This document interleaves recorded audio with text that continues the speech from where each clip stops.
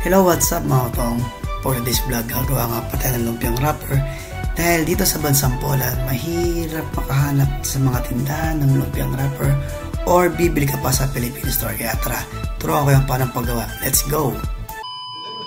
Oops, kung bago ka man sa akin channel mga lods, baka naman paki-like, follow, and share na lang mga lods.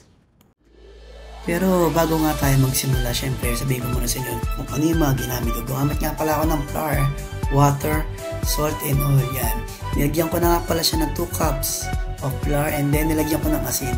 Unting-unting asin lang yung nilagay ko para hindi siya ganun kaalat. Pero depende sa inyo kung gusto nyo bang medyo may kaalatan. Nasa kanya-kanyang timpla na lang kasi ang mga lods. Syempre pagkalagay ko ng asin, nilagyan ko rin ng mantika. Unting-unting mantika na din nilagay ko para ang ganda naman yung texture ng ating lumpia wrapper. Yan, diba? Siyempre, pagkatapos ko lagyan ng mantika, sinunod ko na rin yung 2 cups of water. Yan. 2 cups of water na nilagay niyo mga lods. Kung ilang mga flour ang nilagay niyo, ganun nilagay niyo tubig niya. Ngayon, siyempre, pag okay na siya, haluin niyo na siya. Yan. Hanggang malusaw ang kanyang harina. Okay, pag malusaw na siya, tama na yung labnaw at lapot niya. Pwede na yan ipahid sa kawali niyo.